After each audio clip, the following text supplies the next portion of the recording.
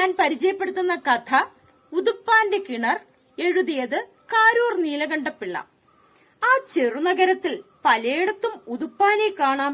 ഹോട്ടലുകളുടെ വാതുക്കൽ, വണ്ടിപ്പേട്ടയിൽ, വള്ളക്കടവിൽ, തന്നേക്കാൾ ഭാരമുള്ള ചുമടിനു കീഴെ, പട്ടണമുറങ്ങിയാൽ പീടികത്തിണ്ണയിൽ അവൻ കഴിയും മട്ടിൽ പണിയെടുക്കും.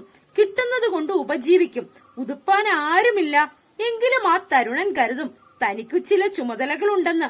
അവന്റെ ജീവിതാവശ്യങ്ങൾ ലഘുവാണ്, എങ്കിലും അവനത് ഗുരുവാണ്. അവനും നാളുകൾ കഴിയുന്നുണ്ട്. ഹൃദയത്തിനുമുണ്ട് അവനോട് ആവലാതി. മരത്തണലിലിരുന്നു വഴിക്കാരോട് കേണിരക്കുന്ന കുരുടനെയും, മഞ്ഞിൽ മരവിച്ചും വെയിലിൽ പൊരിഞ്ഞും മഴയത്ത് നനഞ്ഞും വഴിവെക്കൽ കഴിച്ചുകൂട്ടുന്ന കൊച്ചുങ്ങളെയും, ചായക്കടയുടെ മുൻപിൽ ചെന്ന് ചൂടുവെള്ളം യാചിച്ചിട്ട് തിളയ്ക്കുന്ന വെള്ളം തലവഴി ഒഴിക്കപ്പെട്ട കിഴവിയെയും മറ്റും പറ്റി ഉദാസീനത കാണിക്കുന്നതിനെ കുറിച്ച്. ഉദരത്തിന്റെ പരിദേവനം ഉതുപ്പാൻ ചെവിക്കൊണ്ടില്ല. ഹൃദയത്തിന്റെ വേദന അവൻ അമർത്തി. സഹതപിക്കുന്നതും അവന്റെ നിലയിൽ അഹങ്കാരമാണ്. സഹോദരങ്ങളെ സഹായിക്കാൻ അവനും മോഹമുണ്ട്. കഴിവില്ല. അവനും വളർന്നു വന്നു. അച്ഛനമ്മമാരുണ്ടായിരുന്നെങ്കിൽ തങ്ങൾക്കൊരു താങ്ങാണ് അവനെന്ന് കരുതി സന്തോഷിച്ചേനെ. ഒഴിവുള്ള സമയം പ്രാർത്ഥിക്കാനും സുവിശേഷം കേൾക്കാനും അവൻ ചെലവാക്കി. ക്രമേണ വഴിവക്കിലും ചന്തമുക്കിലും വേദോപദേശം ചെയ്യുന്നതും ശിശുക്കൾക്ക് യേശുകഥകൾ പറഞ്ഞുകൊടുക്കുന്നതും അവന്റെ നിത്യജോലികളിൽ ഉൾപ്പെട്ട് കാലം കടന്നു. ആ നഗരത്തിന്റെ ഒരു മൂലയിൽ പുതുതായി നിർമ്മിക്കപ്പെട്ട ഒരു റോഡിനാൽ ത്രികോണാകൃതി പ്രാപിച്ച ഒരു തുണ്ടു പുരയിടം വാങ്ങാനുള്ള പണം അവനുണ്ടാക്കി. അവൻ ഭൂസ്വത്ത് ഉടമസ്ഥനായി. അയാൾ സ്വന്തം ഭൂമിയിൽ വേല തുടങ്ങി. കിണറ് കുഴിക്കലായിരുന്നു വേല. അത്രയ്ക്ക് മാത്രമുണ്ട് ആ സ്ഥലം. കഴിയുന്നിടത്തോളം അവൻ തന്നെ കുഴിച്ചു. വേണ്ടി വന്നപ്പോൾ ഒരു കൂലിക്കാരനെ കൂട്ടി. ഇവൻ എന്തൊരു പ്രാന്തനാ എന്നു ചിലർ പറഞ്ഞു. വല്ല നിധിയും കിട്ടുമെന്ന് വെച്ച ആ പാവം പാടുപെടുന്നത് എന്നു ചിലരും. കിണർ താണുവന്ന ക്രമത്തിന് ഉതുപ്പാന്റെ ഉത്സാഹം ഉയർന്നു വന്നു. മണ്ണുമാറി കല്ലു കണ്ടു. കുമ്മായ മണ്ണായി. മണ്ണിന് നനവു കണ്ടു. വെള്ളം കണ്ടു. ഉടമസ്ഥന്റെ ഉള്ളം കുളിർത്തു. ആ നിസ്സഹായൻ ദൈവത്തെ സ്തുതിച്ചു. കൂട്ടുവേലക്കാരന് അന്ന് 4 ചക്രം പാരിതോഷികം കിട്ടി. അന്ന് വേല കയറിയിട്ട് വളരെ നേരം വെള്ളം നോക്കിക്കൊണ്ടു നിന്നു. ആ കൂപത്തിലുണ്ടായ ചിറ്റോളം ഉതുപ്പാന്റെ വിശാല ഹൃദയത്തിൽ തിരമാലയുണ്ടാക്കി. കേൾവിക്കാർക്ക് രസം തോന്നിയില്ലെങ്കിലും അവൻ അന്ന് കണ്ടവരോടൊക്കെ കിണറ്റിൽ വെള്ളം കണ്ട കഥ പറഞ്ഞു. അവന്റെ ഹൃദയശുദ്ധിയുടെ അടിത്തട്ട് കാണാനെന്ന വണ്ണം കിണർ ചുഴിഞ്ഞിറങ്ങി. കുട്ടികൾ കിണറ്റിൽ വലിയ കല്ലെടുത്തിട്ടു മാറ്റൊലി കേട്ടു രസിച്ചു. അയൽവക്കത്തുള്ള ഒരു കിഴവി പറയുകയാണ്, ആ തെമ്മാടി വഴിയുടെ വക്കിനൊരു കിണർ കുഴിച്ചിട്ടിരിക്കുന്നു. പശുവിനെ അഴിച്ചുവിട്ടാ കൂടെ കൂടെ നോക്കണേ പിള്ളാരെ. കിണറ് അടിവരെ താഴ്ന്നതോടെ ഉതുപ്പാന്റെ മടിശീലയുടെ നെല്ലിപ്പലകയും കണ്ടു. കിണർ കുഴിച്ചതിൽ അധികവും ഭാരം വഹിച്ചും കാലം ദീർഘിച്ചും അവൻ അത് കെട്ടിച്ചു. 30 ദിവസം കൂലിവേലയ്ക്ക് പോയി കിട്ടുന്ന മിച്ചം കൊണ്ട് 3 ദിവസം കിണർ കെട്ടുന്ന ജോലി നടത്തും. കിണർ കുഴിച്ചതിൽ അധികവും ഭാരം വഹിച്ചും കാലം ദീർഘിച്ചും അവൻ അത് കെട്ടിച്ചു. 30 ദിവസം കൂലിവേലയ്ക്ക് പോയി കിട്ടുന്ന മിച്ചം കൊണ്ട് 3 ദിവസം കിണർ കെട്ടുന്ന ജോലി നടത്തും. ഈ കണക്കിൽ 5 6 അരഞ്ഞാണവും മതിലും കൽത്തൂണും കെട്ടി. കിണറ്റ് പാലവും വെച്ച് അതിന്മേൽ ഒരു കുരിശടയാളത്തിന്റെ ഇരുപുറവുമായി നാട്ടുവഴിയിലൂടെ നടക്കുന്നവർക്ക് കാണത്തക്കവണ്ണം ഇങ്ങോട്ട് വരുവിൻ, ഇവിടെ ആശ്വസിക്കാം എന്ന് രേഖപ്പെടുത്തി. ഒരു കപ്പി കൊളുത്തി ഒരു തൊട്ടിക്കയറും ഇട്ടപ്പോൾ യൗവനത്തെ ചവിട്ടിമെതിച്ച് മുന്നോട്ടു പോകുന്ന പുത്രിക്ക് സ്ഥിതിക്ക് അധികനായ വരൻ മംഗല്യസൂത്രം ചാർത്തുന്ന മുഹൂർത്തത്തിൽ പിതാവിനുണ്ടാകുന്ന കൃതാർത്ഥത ആ കുടുംബശൂന്യനുണ്ടായി. അവിടെ ഒരു കുടില് കെട്ടി പുട്ടും പഴവും വിറ്റിരുന്നെങ്കിൽ അവന്റെ ചെലവിനുള്ളത് കിട്ടിയേനെ എന്ന് ചിലർ ഉതുപ്പാന്റെ ബുദ്ധിശൂന്യതയെ ഉന്നയിച്ചു. ഉതുപ്പാൻ വക എന്നുകൂടി എഴുതി വെച്ചിരുന്നെങ്കിൽ പ്രസിദ്ധിക്ക് കൊള്ളാമായിരുന്നു എന്നൊരുത്തൻ അസൂയപ്പെട്ടു.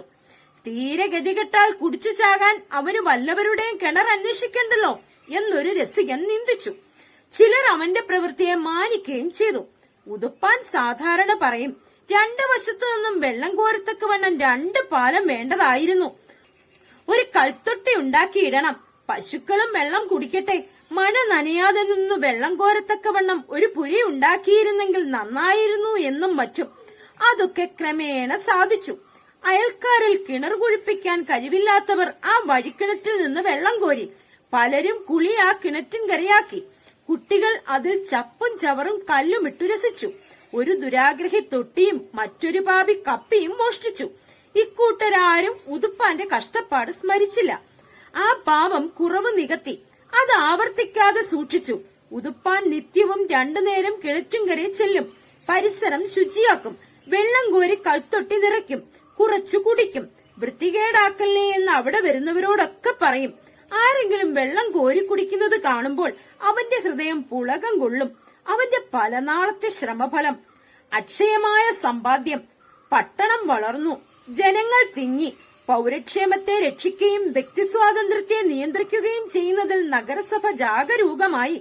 ശുദ്ധജല വിതരണത്തിനും മലിനജല വിസർജനത്തിനുമുള്ള പദ്ധതികൾ സ്വീകരിക്കപ്പെട്ടു. ജലക്കുഴലുകൾ സ്ഥാപിക്കാൻ ചാല് തോണ്ടിയ വേലക്കാർ ആ കിണറ്റിന്റെ ചുറ്റുതറയിൽ കുറെ പൊളിച്ചു കളഞ്ഞു. ഉതുപ്പാന്റെ ഹൃദയം നൊന്തു. ആ അറ്റകുറ്റം തീർത്തല്ലാതെ അടുത്ത ദിവസം അയാൾ പള്ളിയിൽ പോയില്ല. കുഴൽ വെള്ളം നടപ്പിലായി. നഗരത്തിലുള്ള ജലധാരങ്ങളെല്ലാം 30 ദിവസത്തിനകം മൂടണമെന്നും അങ്ങനെ ചെയ്യാത്ത പക്ഷം നഗരസഭ ജോലി ചെയ്യിക്കുമെന്നും ചെലവ് ഉടമസ്ഥനിൽ നിന്ന് ഈടാക്കുമെന്നും തമുക്കടിച്ചു പരസ്യപ്പെടുത്തി. ഉതുപ്പാന്റെ കിണറും നികത്തണം. അയാൾ അധികാരികളെ കണ്ടു. അവിടെ നിരാശയാണുണ്ടായത്. പുത്തൻ പരിഷ്കാരത്തെ ആ പഴയ മനുഷ്യൻ പഴിച്ചു. കുറച്ച് കാലാവധി നീട്ടിക്കിട്ടാൻ അയാൾ അപേക്ഷിച്ചു. അതും ഫലിച്ചില്ല. വൃത്തന് 2-4 പല്ലുണ്ടായിരുന്നത് നഗരസഭയുടെ നേരെ ഞെരിഞ്ഞു. വഴിക്കാരെ തടഞ്ഞു നിർത്തി അയാൾ നഗരസഭയെ ഭർസിച്ചു പറഞ്ഞു. സർക്കാരിൽ സങ്കടം ബോധിപ്പിച്ചു. അയാളുടെ സങ്കടത്തിൽ യാതൊരു ന്യായവും നീതിനിഷ്ഠമായ ഗവൺമെന്റ് കണ്ടില്ല. എന്തു വന്നാലും തന്റെ ജീവിത സർവസ്വമായ കിണർ മൂടുകയില്ലെന്ന് ആ പടുകിഴവൻ ശഠിച്ചു.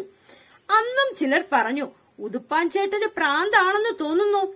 ഏതാണ്ട് അങ്ങനെ തോന്നും ആ സാധുവിനെ കണ്ടാൽ. ഒരു യുവ പരിഷ്കാരി പറയുകയാണ്, ആ കിഴവന്റെ അവസാനം അതിലാണെന്നാ തോന്നുന്നത്.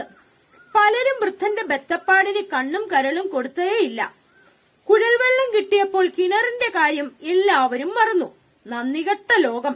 ഇപ്പോഴും മറക്കാത്തവരുണ്ട്. അതിൽ കല്ലിട്ട് കളിക്കുന്ന കുട്ടികൾ. പട്ടണത്തിലുള്ള വാപീകൂപങ്ങൾ അന്തർദാനം ചെയ്തു തുടങ്ങി. ഉതുപ്പാന്റെ കുഴിഞ്ഞ കണ്ണുകൾ ആ സ്ഥാനം വഹിച്ചു. കുഴൽവെള്ളമുള്ളപ്പോൾ കിണർ അനാവശ്യമാണെന്നും ഉപയോഗിക്കാതെ കിടക്കുന്ന കിണറ്റിൽ കൊതുകുണ്ടായി പൊതുജനാരോഗ്യത്തെ നശിപ്പിക്കുമെന്നും മറ്റുമുള്ള ഉപദേശങ്ങളാൽ അയാളെ സമാധാനപ്പെടുത്താനും കിണർ മൂടിക്കാനും മിത്രങ്ങൾ യത്നിച്ചു. കിഴവന്റെ ആശയുടെ അവസാന ഇഴയും പൊട്ടി. സ്വന്തം ആളുകളും തനിക്ക് ശത്രുക്കളാണല്ലോ എന്ന് വൃത്തൻ അത്യന്തം വ്യാകുലപ്പെട്ടു. അയാളുടെ ഹൃദയം തപിച്ചു ദ്രവിച്ചു. നേത്രങ്ങളിൽ കൂടി നിർഗമിച്ച് മാറിടത്തെ മറച്ചു നിൽക്കുന്ന നരച്ച താടിയുടെ തുമ്പിൽ തൂങ്ങി. കിണറ് മൂടേണ്ട അവസാന ദിവസവും ഇരുളിലാണ്ടു. പ്രകൃതി നിശ്ചലമായി. നഗരം വിശ്രമത്തിനു കൊതിച്ചു. വികാര വൈവിശ്യമില്ലാത്തവരെ നിദ്രാദേവി തഴുകി. ഉതുപ്പാൻ കിണറ്റുകരെ ചെന്നു. അവിടമെല്ലാം തൂത്തു വൃത്തിയാക്കി. അതിനെ പലവുരു വലം വെച്ചു. ഊഞ്ഞാലാടുന്നതുപോലെ അയാൾ അങ്ങോട്ടും ഇങ്ങോട്ടും നടന്നു. അയാളുടെ മനസ്സും അതുതന്നെ ചെയ്തു. എത്ര സമയം അങ്ങനെ കഴിഞ്ഞെന്ന് അയാൾ അറിഞ്ഞില്ല. ലോകോപകാരത്തിനുള്ള തന്റെ ശ്രമഫലം, അനേകം ജീവൻ ആശ്വാസം നൽകിയ അമൃത കലശം, ആത്മാവിന്റെ ഗതിക്ക് മാർഗമെന്ന് താൻ കരുതുന്ന പുണ്യവസ്തു, ആ കിണർ കുഴിച്ച കൈകൊണ്ട് തന്നെ നികത്തുക, പിന്നെയും ജീവിച്ചിരിക്കുക. നന്മയെ തടയുന്ന നാഗരികതയുടെ കാലത്ത് നന്ദികെട്ട ആളുകളുടെ ഇടയിൽ ആ വൃദ്ധനേത്രങ്ങൾ കവിഞ്ഞൊഴുകി. മനസ്സിന്റെ ആട്ടം നിന്നതോടെ ആ ദുർബലന്റെ കാൽപെരുമാറ്റവും നിലച്ചു. അയാൾ കിണറ്റുമതിലിൽ കയറി. ചന്ദ്രൻ ചോദ്യരൂപത്തിൽ ഇന്ദ്രദിക്കിൽ നിന്ന് എത്തി നോക്കി. പൊട്ടാൻ തുടങ്ങുന്ന മാർവിടത്തെ അയാൾ ആ കുരിശടയാളത്തോട് ചേർത്ത് വെച്ചു. അങ്ങനെ നിന്നു. എത്ര നേരം നിന്നോ? അയാൾ പ്രാർത്ഥിക്കുകയായിരുന്നോ? അവന്റെ തലയെ താങ്ങാനുള്ള ശ്രദ്ധ കഴുത്തിനില്ലാതെ പോയി. ഒരു തുള്ളി വെള്ളമെങ്കിലും ആ കണ്ണിൽ ഊറിയില്ല. അവന്റെ തൊണ്ട വരണ്ടു. ഹൃദയം തമ്പോറടിച്ചു. പള്ളിയിൽ നിന്ന് മണിനാദം മുഴങ്ങി. അയാൾ കേട്ടോ എന്നറിഞ്ഞില്ല. ഇങ്ങോട്ട് വരിൻ, ഇവിടെ ആശ്വസിക്കാം എന്നാരെങ്കിലും ആ ലോകോപകാരിയെ ക്ഷണിച്ചോ? അയാൾ അറിഞ്ഞുകൊണ്ടാണോ? ആ തെളിനീർ അയാളെ മാറോടണച്ചു. ആ കിണർ ജനയിതാവിന്റെ മേൽ വെള്ളം തൂകി. അവൻ സ്വന്തം കിണറ്റിൽ നിന്ന് അന്ത്യമായി ജലപാനം ചെയ്തു. അയൽവീട്ടിലെ നായ് ചരമഗീതം പാടി. ചന്ദ്രന്റെ മുഖം വിളറി. ആ കിണർ ഉതുപ്പാന്റെ രഹസ്യത്തെ വിശ്വസ്തയോടെ ഗോപനം ചെയ്തു.